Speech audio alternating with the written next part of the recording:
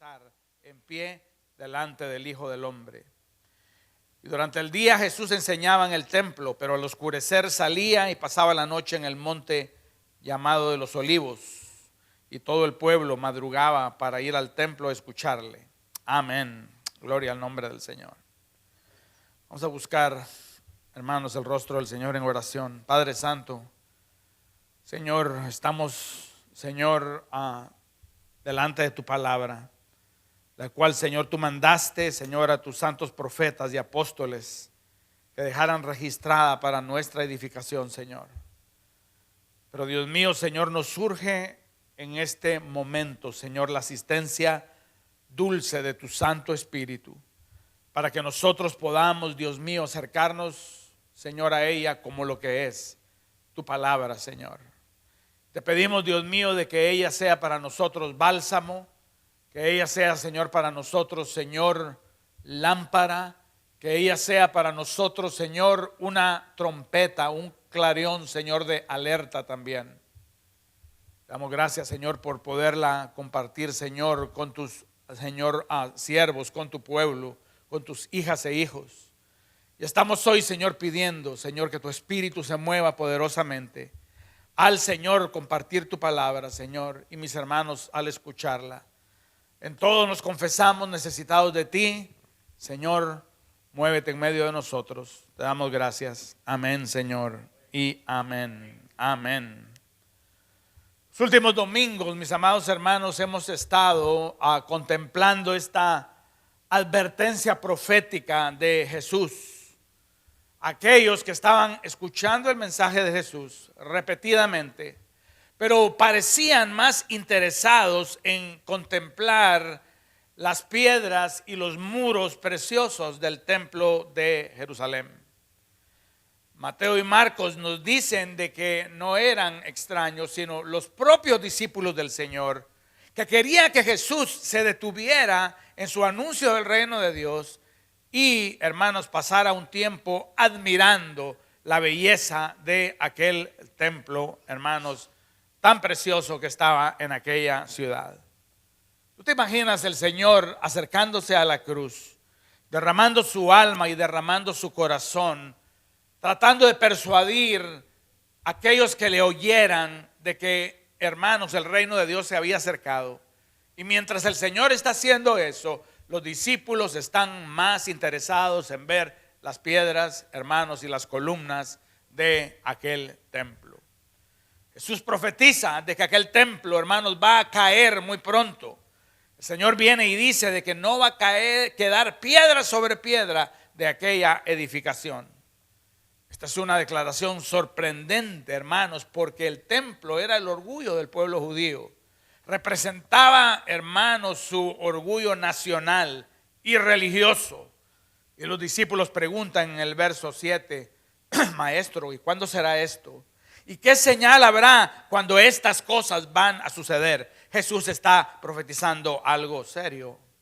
Y en el verso 8 el Señor viene y responde y dice: mirad que no seáis engañados, porque vendrán muchos en mi nombre diciendo: yo soy el Cristo, y el tiempo está cerca, mas no vayáis en pos de ellos. Jesús advierte en contra de la aparición de adivinos, que no solo, hermanos, querrán usurpar la identidad de Cristo Jesús, sino van a querer vaticinar fechas. Y el Señor dice: no vayáis en pos de ellos. En vez de eso, el Señor da señales de cuándo la destrucción del templo va a ocurrir. En el verso 9 Él le dice de que van a oír guerras y van a oír de sediciones. No os alarméis, porque es necesario que estas cosas acontezcan primero, pero el fin no será inmediatamente. Jesús viene y separa dos eventos: la destrucción del templo y el fin, el cual, hermanos, va a suceder después. El Señor habla de las cosas que habrán de acontecer primero y habla de guerras y sediciones. Y esta predicción de Cristo, hermanos, se cumplió al pie de la letra. Cuando nosotros cantábamos tu fidelidad es grande, hermanos, no solamente hablamos de la fidelidad del Señor en sus promesas, sino también la fidelidad del Señor en su palabra. El Señor no es hombre para que mienta, ni hijo de hombre para que se arrepienta. Cuando Él dice de que algo va a suceder, eso sucede y el hombre no puede detenerlo. ¿Qué sucedió? En el año 67, hermanos, después de Cristo, los judíos empezaron a armar sediciones y revueltas en contra del reino romano, hermanos, y un grupo de judíos nacionalistas trató de quitarse el yugo romano. El verso 9 se cumplió, hermanos, porque Jesús es el fiel y el verdadero. ¿Cuántos dicen amén? Ahora el Señor intercala, hermanos, la enseñanza con respecto a la destrucción del templo. Él intercala esto con la enseñanza con respecto al fin de los tiempos. El fin de los tiempos, hermanos, no va a ser con señales locales, con un templo simplemente destruido, sino que en el verso 10 Él habla, hermanos, no de la destrucción del templo, sino habla del fin de los tiempos. Y ahora no es un pueblo levantándose contra un pueblo, sino es una nación contra una nación y un reino en contra de un reino. Y habla de grandes terremotos en diferentes lugares, hambres, pestilencias, y habrá terror y grandes señales en el cielo. Terror después y terror antes. Hermanos, y como sabemos de que la primera predicción del Señor se cumplió, nosotros entendemos, hermanos, que esta predicción, esta profecía con respecto al último tiempo también se va a cumplir. El Señor habla de persecución, hermanos. El Señor habla, hermanos, de traición. En el verso 13 y 12 y 14 habla de padres y madres entregando a sus hijos por causa del nombre del Señor. El Señor habla, hermanos, de hermanos aún, muchos de ellos siendo, hermanos, arrastrados y siendo, hermanos, entregados a la muerte. El Señor en el verso 20 les dice a aquellos hombres que están adivinando al templo de que muy pronto Jerusalén va a ser rodeada de ejércitos y entonces que abran los ojos porque la destrucción ha llegado. Y el Señor advierte de que en aquellos días las mujeres que están encintas, hermanos, que se vayan de la ciudad. Y advierte a aquellos que están en los campos, hermanos, de Judea, que no entren a Jerusalén. Porque dice, hermanos, de que va a haber gran matanza en Jerusalén. Verso 24, caerán a filo de espada y serán llevados cautivos a todas las naciones. Y Jerusalén será hollada por los gentiles hasta que los tiempos de los gentiles se cumplan. Ahora, para entender si esta profecía se cumplió, nosotros lo único que tenemos que hacer es abrir, hermanos, un libro de historia. En el libro de historia entendemos que en el año 70 los ejércitos de Roma, comandados por un general llamado Tito, entraron por Jerusalén, procedieron violentamente, hermanos, después de haber atacado los campos de Galilea, a entrar por el mismo templo. Penetrando sus murallas, le prendieron fuego, hermanos, aquel templo.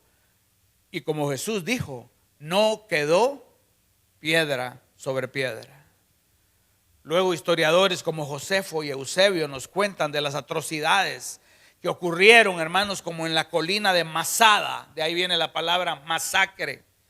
Al final casi 1 millón de judíos murieron en aquella época. Otra predicción de Cristo, hermanos, cumpliéndose al pie de la letra. Y nosotros admiramos, hermanos, la precisión de las profecías de Jesús, hermanos. Y al oír las profecías ya cumplidas, nuestra mente, hermanos, viene y se enfoca con las profecías que están aún por cumplirse. Y yo te pregunto, si aquellas profecías se cumplieron, las profecías que Él dio con respecto al futuro, ¿tú crees que se van a cumplir o no? De igual manera se irán a cumplir. Destrucción en el tiempo pasado, hermanos. Y destrucción en el futuro para todos aquellos que no reciban a Cristo. Cuando Jesús viene, hermanos, y contempla Jerusalén, y empieza a llorar por Jerusalén, e empieza a decir: Jerusalén, Jerusalén, tú que matas a los profetas, tú que no conociste el tiempo de tu visitación, Y el Señor llora sobre la santa ciudad. Hermanos, sus lágrimas son lágrimas informadas, porque Él sabe lo que va a pasar con la ciudad después de unas décadas. Él sabe, hermanos, de que ellos no lo van a recibir. No van a conseguir, no van a, hermanos, conocer el tiempo de su visitación. Se van a rehusar a meterse debajo de las alas de Cristo y como consecuencia juicio va a venir sobre ellos. Pero cuando el Señor habla juicio en el futuro, hermanos, ese juicio, hermanos, no es menor. La palabra del Señor dice, hermanos, de que va a ser mayor, porque aquel juicio cayó sobre una ciudad. Pero el juicio, hermanos, que viene cuando el Señor venga en su segunda venida, la palabra del Señor nos dice, hermanos, de que va a ser en toda la tierra. Todo ojo lo va a ver. Y todos aquellos, hermanos, que rechazaron el nombre del Señor, todos aquellos, hermanos, que no doblaron su corazón ante el señorío de Cristo, van a conocer no el amor, no la gracia, no el perdón del Señor, sino van a conocer, hermanos, el juicio del Señor. Promesa, redención y salvación para aquellos que reciben al Rey. ¿Cuántos están en ese número acá, verdad? Promesa, salvación y redención para aquellos que reciben al Rey. Pero juicio e ira para aquellos que lo rechazan. Las escrituras son claras. Hermanos, la fórmula que funcionaba en el año 70 después de Cristo continúa funcionando en el año 2024 después de Cristo. Todo aquel que creyere en el nombre del Señor, ese será salvo. Así que tenemos que decir algo, hermanos, que le da color, hermanos, al resto del mensaje. Y es, hermanos, de que es algo terriblemente peligroso para el alma el rechazar a Cristo Jesús. Es algo terriblemente peligroso para el alma el rechazar a Cristo Jesús. Es algo dulce y espectacular y precioso, hermanos, abrazar la promesa del Evangelio, porque eso nos da un lugar en su reino. Pero el rechazar a Cristo Jesús, hermanos, tiene como paga eterna condenación. Por eso nosotros nos preguntamos el día de hoy, mientras el Señor regresa, ¿cuál debe ser la postura de nuestro corazón mientras aguardamos de que Él se aparezca en su segunda venida? ¿Cuál debe ser la postura de nuestro corazón mientras el Señor regresa en su segunda venida? Yo no sé si los papás de antes hacen esto, ¿verdad? Pero mi papá, yo me recuerdo de que él siempre me andaba corrigiendo mi postura, ¿verdad? Él siempre me decía, párese recto, Alex, me decía, ¿verdad? No sé si tenía yo la tendencia de agacharme un poquito, ¿verdad? Y él me decía, párese recto. Y a veces, ¿verdad? Me miraba con las manos metidas en los bolsillos y él me decía, sáquese las manos de los bolsillos. Cuando me sentaba, a veces él venía y me decía, no ponga los codos sobre la mesa, ¿verdad? ¿Alguna vez a ti te dijeron eso a tus papás? Te lo siguen diciendo, me parece, ¿no? Esa es la postura física. Pero te hago una pregunta. ¿Cuál debe ser la postura de nuestro corazón mientras nosotros, hermanos, aguardamos que el Señor Jesús se aparezca por segunda vez? ¿Cuál debe ser la postura de nuestro corazón? Nuestro texto nos dice, hermanos, de que esa postura puede explicarse en tres maneras. En primer lugar, debe ser una postura expectante. Expectante. Por eso Él viene y les da la parábola de la higuera. Y Él viene y les dice, ustedes, ¿verdad? Cuando ustedes ven brotar la higuera, cuando ven de que las florecitas empiezan a aparecer en la higuera, ustedes saben de que el verano ya está cerca. Así también cuando ustedes vean de que empiecen a suceder cosas, ustedes saben de que el reino de Dios se está acercando. Y él viene y dice: de cierto os digo que no pasará esta generación hasta que todo esto acontezca. El cielo y la tierra pasarán, pero mis palabras no pasarán. Hermanos, y por eso la postura de nuestro corazón, mientras nosotros aguardamos, hermanos, el aparecimiento de nuestro Señor Jesucristo, es una postura expectante. Debe ser una postura expectante. Señor, hermanos, en otro pasaje de los evangelios, en el libro de Mateo, él, hermanos, le había hablado, hermanos, a los judíos y les había dicho: ustedes, cuando ustedes ven el cielo y ustedes empiezan a ver arreboles, que son unas nubecitas rojas, ustedes son bien diestros y ustedes empiezan a decir: oh, va a llover, entrémonos. Y así también ustedes, cuando ven de que en la mañana empiezan a estar estos arreboles, dicen: hoy va a haber fresco, el cielo va a estar nublado. Y el Señor viene y dice: hipócritas, porque ustedes saben distinguir el aspecto del cielo, mas las señales de los tiempos no pueden distinguir. Yo nunca creí de que iba a haber un canal que estuviera completamente destinado al clima, ¿verdad? ¿Ya? Tú te has dado cuenta de que hay un canal que se llama The Weather Channel, ¿verdad? Y ahí empiezan a decir que viene un frente frío por acá y de que este frente frío se va a chocar con este frente caliente por acá, y que el agua tibia de acá, de que hay posibilidades de huracanes, y vaticinan de que van a haber de 6 a 7 o de 10 a 12. Y parece, hermanos, el hombre ser muy experto en poder ver a través de las señales qué es lo que viene. Y así era en el tiempo de Jesús. Pero el Señor viene y dice: hermanos, más las señales de los tiempos con respecto a mi venida, ustedes no las saben. No tienen una postura expectante con respecto a mi venida. Ahora el Señor nos da señales, hermanos, con respecto al fin de los tiempos. Él nos dice de que el mal va a, hermanos, a incrementar en intensidad. Él dice, hermanos, de que el amor de muchos se enfriará.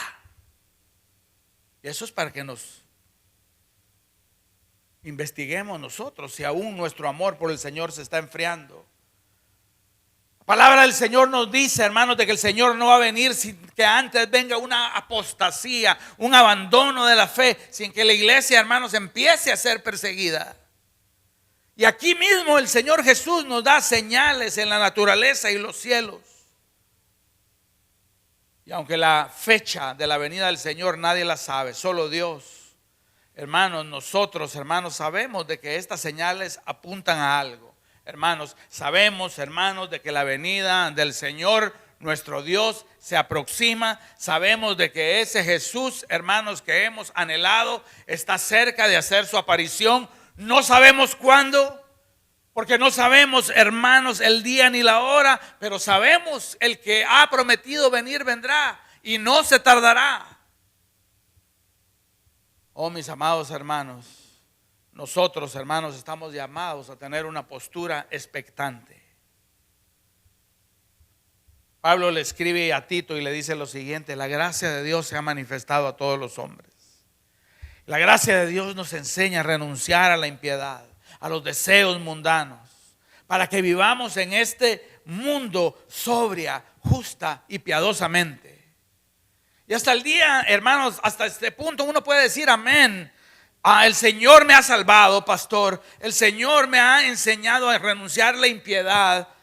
Y yo estoy viviendo tranquilo, pero no es eso, hermanos, en donde se queda Pablo a Tito, sino dice que vivamos quieta y piadosamente, aguardando la esperanza bienaventurada y la manifestación gloriosa de nuestro gran Dios y Salvador Jesucristo. Y aquí es donde nosotros debemos hacernos preguntas. ¿Estamos aguardando nosotros la venida del Señor? ¿Es eso el deseo de nuestro corazón? ¿Es eso lo que realmente estamos esperando? ¿Puedo decir yo de que yo soy alguien que ama la venida del Señor Jesús con todo su corazón? Porque esa es la bienaventurada esperanza del cristiano. la manifestación gloriosa y visible de Jesús. No estamos esperando absolutamente nada más, hermanos. Ya sabemos que de la mano del hombre lo único que va a venir es mentira y destrucción. Pero sí aguardamos a Jesús. El cristiano está llamado a guardar a Jesús. Hebreos 9:28 dice: así también Cristo, habiendo sido ofrecido una vez para llevar los pecados de muchos, aparecerá por segunda vez. Esta vez sin relación con el pecado, para salvación de los que ansiosamente lo esperan. No solo los que lo esperan. ¿Cuántos lo esperan acá? Vamos a ver. ¿Cuántos lo esperan acá? Una pregunta. ¿Cuántos lo esperan ansiosamente? Ansiosamente. Yo me recuerdo, de regreso en mi país, hermanos, éramos 5 o 6 primitos que una vez al año nos llevaban al aeropuerto y nos ponían, hermanos, a ver, hermanos, a la gente que venía de Estados Unidos. Y nosotros, hermanos, estábamos así en la baranda, esperando ansiosamente que a través de las puertas de migración apareciera nuestra abuela. Ahora voy a ser bien honesto. Yo estaba esperando que viniera mi abuelita, pero lo que más esperaba era lo que traía en las maletas. Porque traía juguetes de los Estados Unidos y traía ropa de los Estados Unidos. Y allá estaban, hermanos, los sobrinitos, los hermanos primitos, los nietos, hermanos, esperando de que viniera la abuela. Pero ¿sabes cómo lo esperábamos? Ansiosamente, ansiosamente. El Señor trae algo mejor que juguetes. Él trae salvación. Él trae vida eterna. Él viene a secar toda lágrima. Él viene a llevarnos a un lugar, hermanos, lleno, hermanos, de maravillas, en donde lo conoceremos tal como Él es, en donde habitaremos con Él por la eternidad y reinaremos con Él. Yo te pregunto, si su segunda venida es algo que nosotros esperamos, pero ansiosamente. Así como aquella gente, hermanos, miraba, hermanos, el higo y miraba el higo florecer y decía: qué bueno, ya viene el verano. Hermanos, nosotros vemos, hermanos, las señales de que Cristo, hermanos, está por venir y no sabemos el día ni la hora, ni nos vamos a poner a jugar los juegos de los adivinos que quieren adivinar y vaticinar la fecha, pero sabemos que el que ha prometido venir vendrá y no se tardará. ¿Cuál debe ser la postura de mi corazón? Una postura expectante. Déjame preguntarte algo. ¿Es la doctrina de la segunda venida de Cristo solo eso? Una doctrina. Una doctrina que yo puedo enseñar y dar una clase acerca de la segunda venida de Cristo. Yo creo que va a suceder acá. Yo creo que estas son las señales. Y el Señor dice de que va a ser como ladrón en la noche. Pero el Señor nos dice de que nosotros no somos de la noche para que nos tome de sorpresa. Es solo eso. Es una clase. ¿O es el deseo de nuestros corazones? El Señor viene a salvar a aquellos que ansiosamente lo esperan. La postura de nuestro corazón debe ser una postura expectante. Pero en segundo lugar, la postura de nuestro corazón debe ser una postura vigilante. Vigilante. Después de que Él, hermanos, da el ejemplo de la higuera, Él viene y dice lo siguiente con respecto a su venida: estad alerta. Estad alerta para que vuestro corazón no se cargue con disipación y embriaguez. Estad alerta, hermanos, para que nuestro corazón no se cargue con disipación y embriaguez. O sea que el Señor nos llama a tener una postura vigilante. Pero generalmente cuando se nos llama a tener una postura vigilante, hermanos, nosotros creemos de que tenemos que vigilar al vecino, ¿no? O tenemos que vigilar al señor que vive del otro lado, que me parece un poco raro. Pero aquí el Señor no nos está llamando a vigilar a nadie, sino nuestro propio corazón. Mi propio corazón, yo debo vigilar mi propio corazón para que en primer lugar, mi amado hermano, mi corazón no empiece a disiparse con los placeres de este mundo mientras yo estoy aguardando la venida del Señor. Eso lo dice el verso 34. Estad alerta, no sea que vuestro corazón se cargue con disipación y embriaguez. El apóstol Pablo ya lo había dicho: no os embriaguéis con vino, en lo cual hay disolución, antes bien sed llenos del Espíritu de Dios. Pedro en la, hermanos, carta número 1, en el versículo 4, él viene y dice: basta ya el tiempo pasado para haber hecho lo que agrada a los gentiles, andando en lascivias, en concupiscencias, en embriagueces, en orgías, en disipación y abominables idolatrías. Y aquí está esta profecía del apóstol Pablo que se la da a Timoteo y le dice: los hombres de los postreros tiempos, atención hermanos, líbranos Dios, hermanos, de que esta profecía se cumpla en nosotros. Los hombres de los postreros tiempos serán amadores de los deleites más que de Dios. Y por eso, hermanos, en primer lugar, una postura expectante, hermanos, por la promesa del Señor. Una postura, hermanos, expectante por su promesa. Pero en segundo lugar, una postura vigilante, hermanos, para que mi corazón no se disipe con los placeres y los entretenimientos de este mundo. Es tan fácil que nuestro corazón se impresione con los temporales bagatelas de este mundo. Este mundo es una feria de la vanidad. Y en esa feria se compra y se vende todo: títulos, hombres, mujeres, carreras, casas, comida, bebida. Todo está a la venta y a la compra en la feria de la vanidad de este mundo.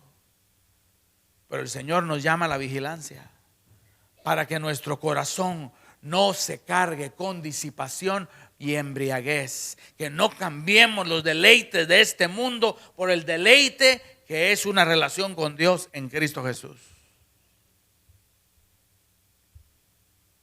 El corazón del cristiano, hermanos, está más en peligro cuando, hermanos, se llena de placeres y deleites de este mundo que cuando está siendo perseguido por el diablo.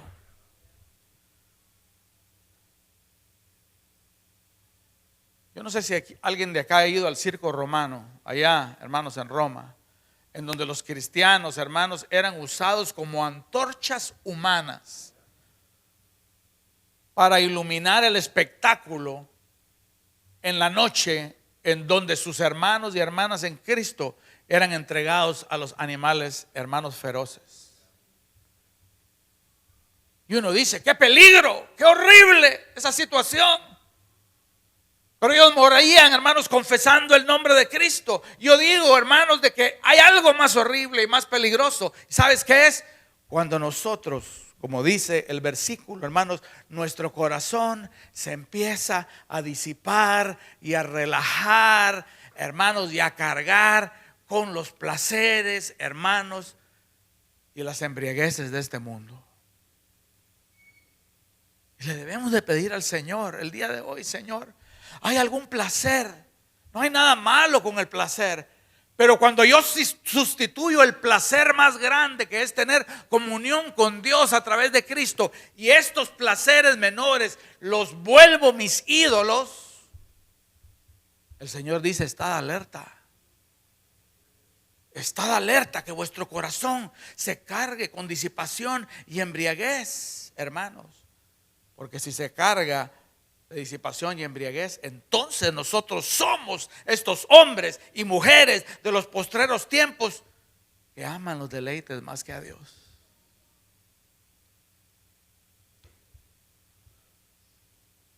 Es más peligroso, no, hermanos, el circo romano, sino es más peligroso, hermanos, el lazy boy y la piña colada y poner los pies para arriba y decir, ¿verdad? Ya, Cristo puede tardar todavía muchos años porque yo la estoy pasando demasiado bien.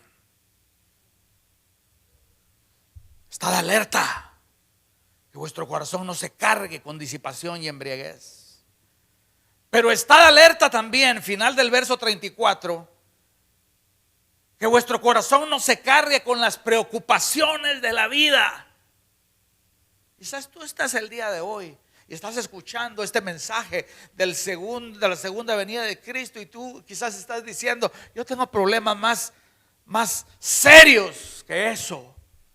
Yo tengo hijos desobedientes, yo tengo padres enfermos, yo tengo al señor de la renta que me dijo que me la va a subir. Yo tengo a mi jefe en el trabajo que me está diciendo que me va a quitar horas.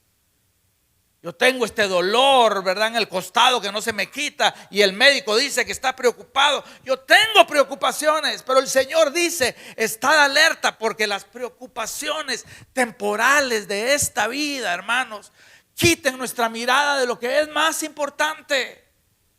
¿Qué es lo más importante, hermanos? De que el Señor va a venir por nosotros sin relación con el pecado para salvar ansiosamente a los que le esperan. Así que el Señor nos llama a estar vigilantes a un corazón preocupado y ansioso, igual que a un corazón disipado y disoluto. Escucha lo que el Señor viene y dice en Lucas 12. No os afanéis por vuestra vida.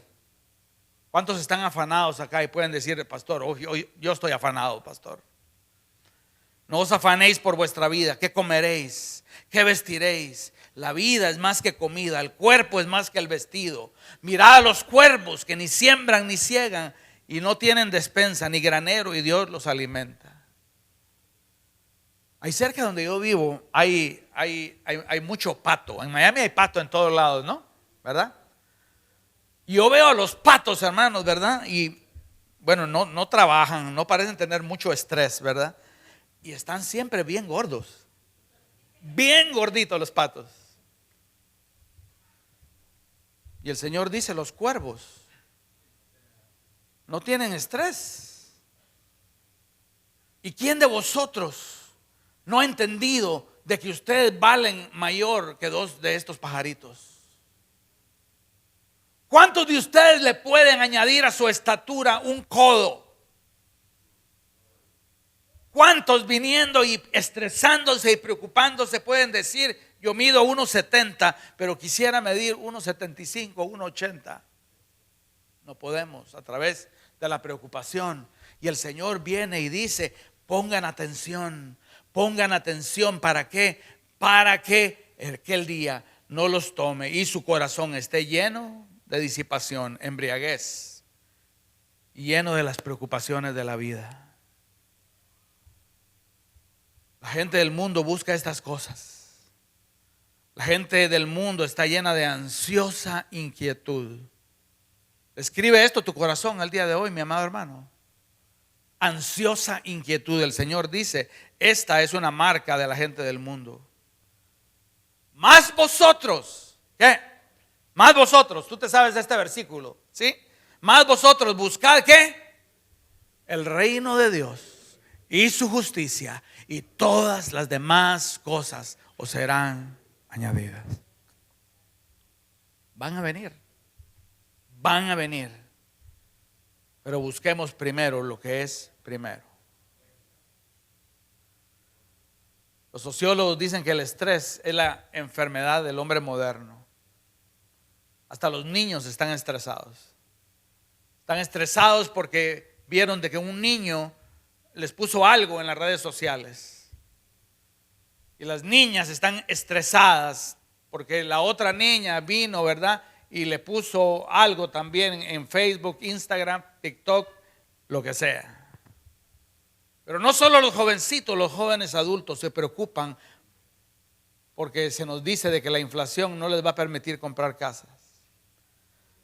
Y las parejas más maduras dicen, ¿verdad? Yo me preocupo, pero por mis hijos, ¿en qué tipo de sociedad van a crecer? Y las parejas más maduras dicen, Yo lo que me preocupo es si el dinero me va a alcanzar cuando me retiro. En fin, todos tenemos razones para preocuparnos. Pero el Señor viene y dicen, velen. Velen para que esas preocupaciones que ustedes tienen el día de hoy, velen para que esas preocupaciones no asfixien lo que es importante, y es de que su mirada esté puesta en algo más que esta vida.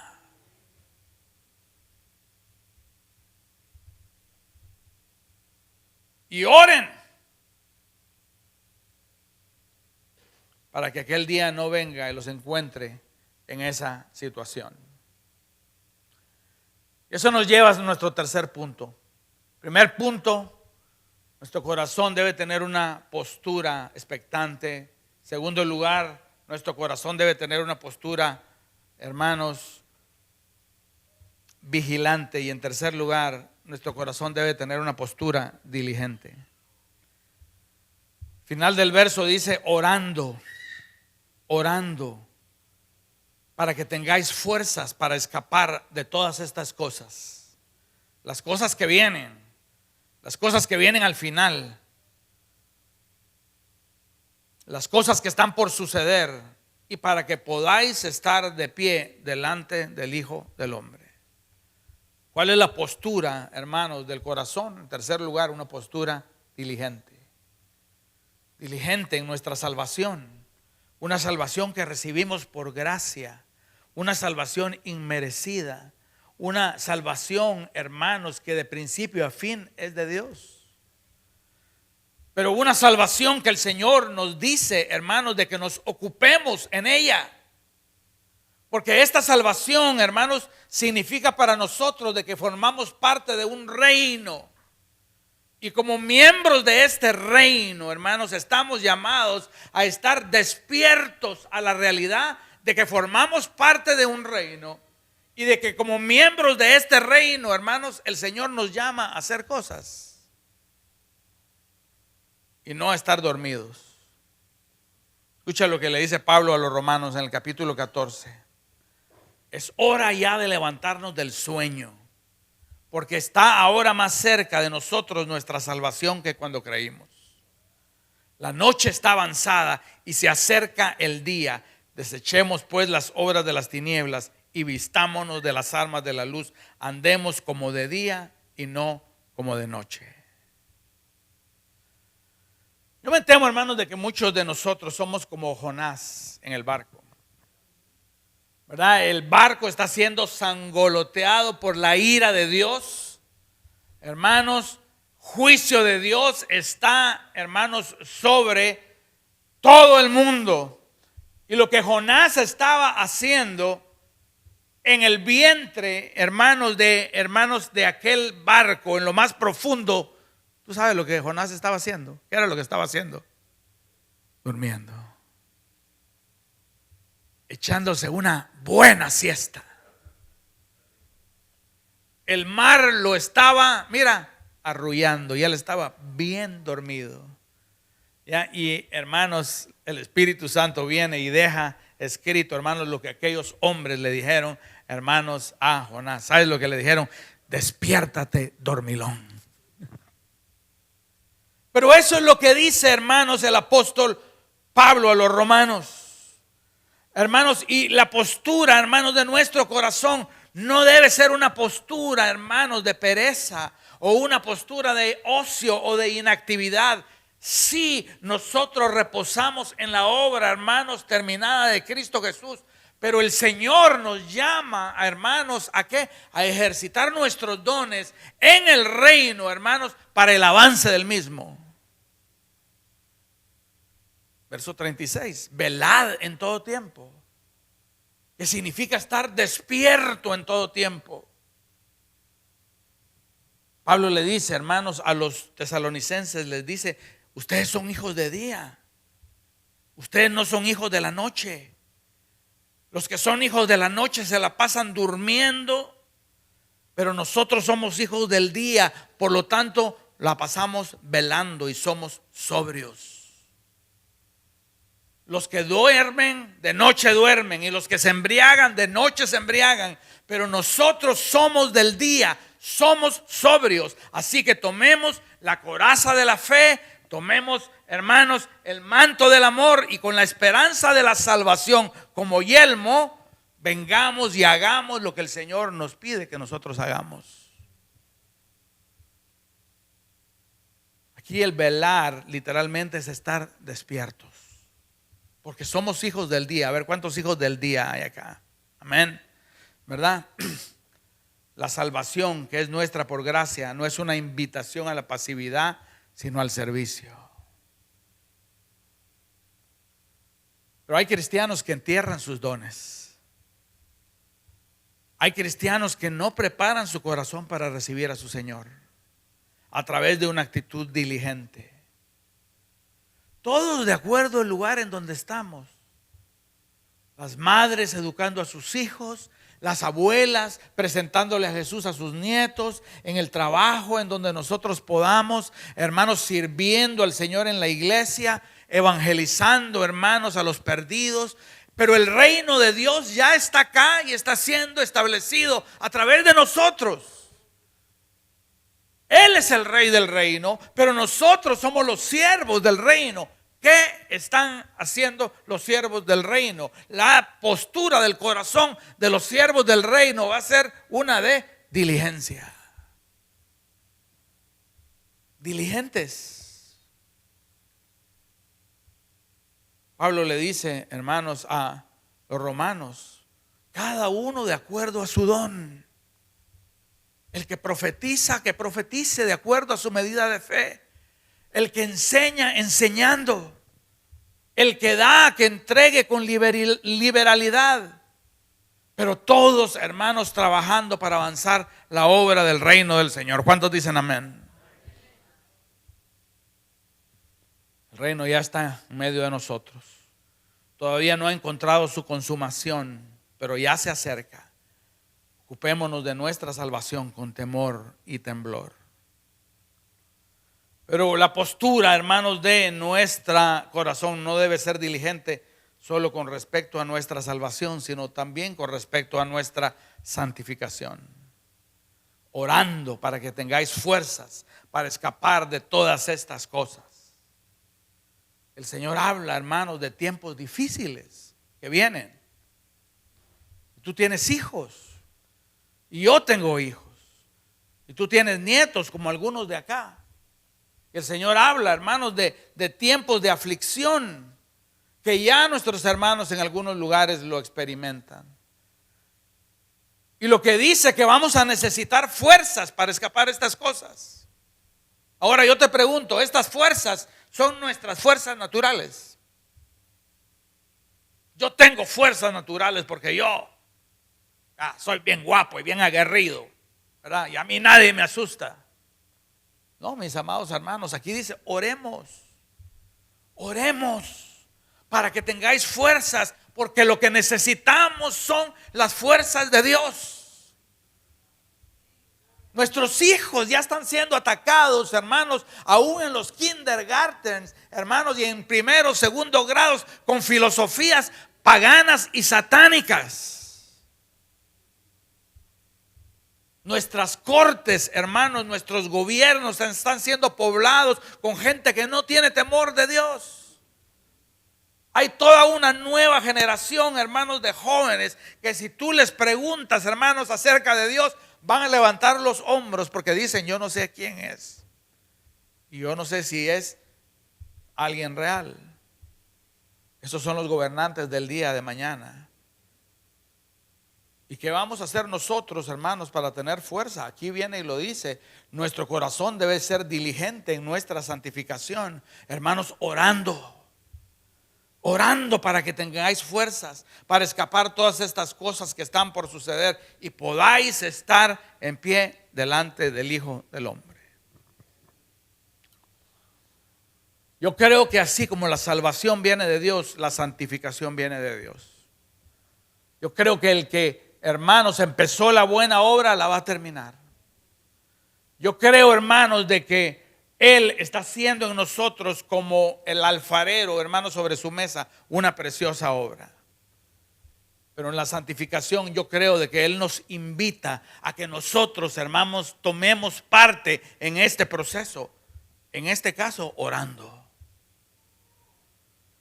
¿Qué era lo que hacía la iglesia del principio? Dice que perseveraban unánimes cada día en el templo, partían el pan en las casas, comían juntos con alegría y sencillez de corazón. Lo que me da, hermanos, la revelación era de que aquella era una iglesia que se amaban entre ellos.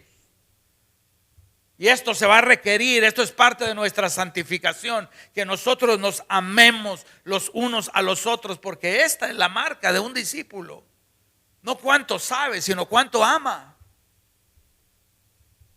Y debemos de pedirle al Señor: Señor, yo quiero abundar con los frutos de tu espíritu para yo amar a mis hermanos, para yo quitar pecados que me asedian, pesos, Señor, que me abruman, Señor, y con un corazón ligero, un corazón diligente, Señor, yo orar por fuerzas, amar, Señor, a mis hermanos.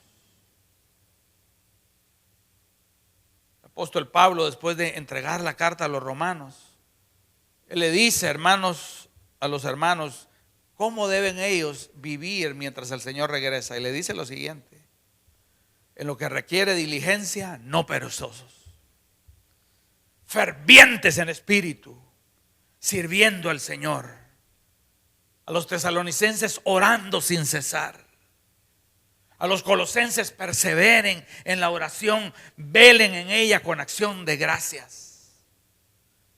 Cuando manda a Timoteo a Éfeso a arreglar asuntos en la iglesia que no estaban bien, hermanos, lo primero que viene, hermanos, y le dice: dile a los hermanos que levanten sus manos sin ira y sin contienda, y que empiecen a orar por todos los hombres, que hagan rogativas, que hagan acciones de gracias, que hagan peticiones y acciones de gracias por todos.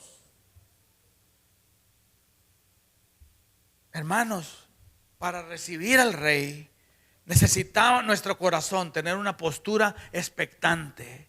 Necesita, hermano, nuestro corazón tener una postura vigilante, pero también necesita tener una postura diligente. Debemos preparar nuestro corazón para recibirlo. Necesitas del Señor tú, así como la tierra sedienta necesita el agua. ¿Te acuerdas de las palabras del Salmo 42? Como el siervo brama, como el siervo brama por las corrientes de las aguas, así clama por ti, oh Dios, el alma mía. Oh Señor, necesito de tu gracia, Señor. Tu palabra dice, Señor, de que los tiempos se van a poner difíciles. Tu venida, Señor, está prometida, Padre. Y tú me mandas, Padre Santo, Señor, a usar los medios de gracia, la oración, la iglesia, el oír tu palabra, Señor, el perseverar para preparar, Señor, mi corazón. Derrama de tu gracia sobre nosotros. Derrama tu gracia, Señor, para escuchar tu palabra con fe. ¿Cuál debe ser la postura de nuestro corazón mientras aguardamos recibir a Jesucristo nuestro Rey? Hermano, la postura de nuestro corazón debe ser una postura de vigilancia. Pero ¿a quién vas a vigilar? ¿A quién, Marina? De que los placeres de este mundo no me engañen para que quite mi mirada de Jesús. Para las preocupaciones de este mundo, hermanos, no vengan, hermanos, y ahoguen el gozo de tener a Cristo. Que nada lo ahogue. Mi postura debe ser una postura de expectativa. ¿Qué es lo que esperas? ¿Llegar a los 67 para retirarte? ¿Eso es lo que esperas? ¿Pagar la hipoteca de la casa? ¿Eso es lo que esperas? ¿Tener suficiente plata para regresarme a mi país? Eso es lo que esperas. ¿Qué es lo que esperas? El Señor viene y dice: espérenme a mí. Espérenme ansiosamente, deseen mi venida. Y yo vengo y mi galardón conmigo para recompensar a aquellos que me esperen ansiosamente. Diligentes, fortaleciéndonos en nuestro hombre interior para ser llenos de los frutos y los dones del Espíritu para resistir el día malo. No es orar, hermanos, por orar. Es orar porque yo lo necesito. Porque mi necesidad es tan grande, hermanos, para resistir la tentación, que el Señor me dice, ora para no entrar en tentación. ¿Es así tu necesidad? ¿Es así la mía? Voy a terminar con 5 reflexiones pastorales rápidamente, y esta es la primera. Esto es algo que solo el Espíritu de Dios puede hacer en nosotros. El Espíritu de Dios revelado en nosotros un corazón que ha sido engañado por los placeres, hermano. El Espíritu de Dios no tiene que ser el alcohol y el tabaco y los bailes, hermanos. Puede ser eso, pero hay placeres mucho más engañosos que pueden empezar a levantarse como la espuma y situarse en un lugar en tu corazón y en el mío, un lugar que solo Cristo debe estar. Y entonces el placer se vuelve un ídolo que debe ser derribado de ese lugar. Si el Espíritu de Dios ha revelado en nosotros un corazón que se ha disipado con los placeres, estamos el día de hoy dispuestos a decir, Señor, yo estoy dispuesto a renunciar a cualquier placer con tal de encontrar mi más grande placer en Cristo Jesús. Hay el Espíritu de Dios revelado un corazón distraído con afanes y preocupaciones temporales. Quizás en medio del mensaje tú estabas pensando en eso, en el problema que tienes con el esposo, en la renta que te la tienes que empezar a juntar, ¿verdad? Y que no sabes de dónde va a salir el dinero. Son preocupaciones reales, mi amado hermano, mi amada hermana. No digo que no sean reales, pero yo te digo algo. Esta carrera, la carrera de la fe, se corre ¿cómo? Con los ojos puestos ¿en quién?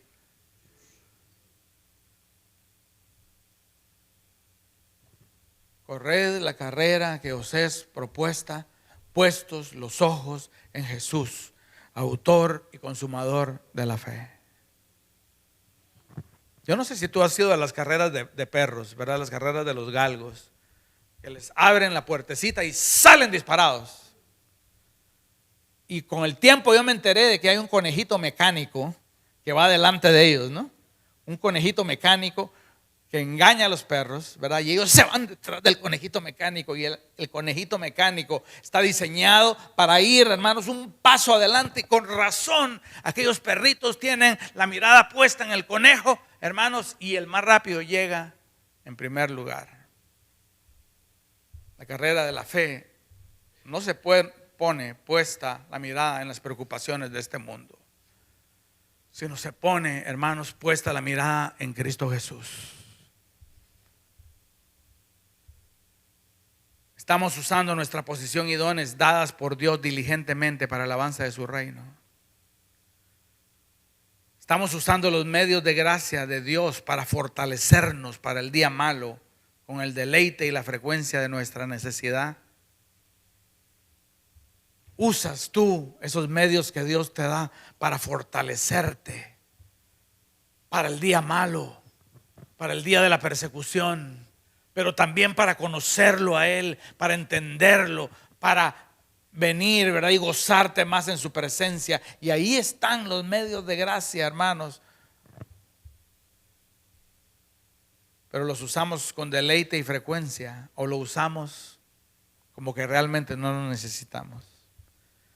Las palabras del Señor vienen y dice, ¿verdad?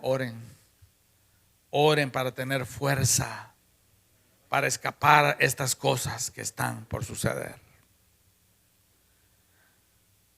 Última reflexión, iglesia, hermanos y hermanas. El Señor nos llama a la diligencia, a la vigilancia, a la expectativa. Pero aquí, hermanos, termina este mensaje. Hermanos, el rey viene. ¿Cuánto les da gozo el saber que el rey viene? Yo he oído de pastores que dicen, no, mejor que no venga todavía.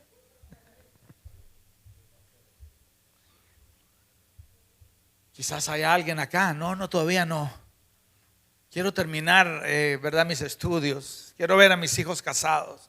Hermanos, ninguna razón en este mundo, hermanos, puede poner, hermanos, la venida del Señor como algo que nosotros no deseemos. El rey viene y viene por su pueblo. Expectantes, vigilantes, diligentes, pero sobre todo, ¿qué? Gozosos. Gozosos. Esperemos a nuestro rey. ¿Alguien sabe el día y la hora? No sabemos el día ni la hora. Se va a burlar el vecino y nos va a decir, yo vengo oyendo eso por mucho tiempo, saber cuánto tiempo faltará. Así le decían a Noé. Ay, Noé, pero ya estás con ese cuento por muchos años. Ya se empezó a ir ridículo el cuento del arca. Y mira, estás invirtiendo tu vida en algo que mira, ya. Y un día empezó a llover. Y los únicos que se salvaron fueron los que estaban dentro del arca. Que ese día nos encuentre dentro del arca, que es Cristo. Cierra tus ojos. Amén. Amén.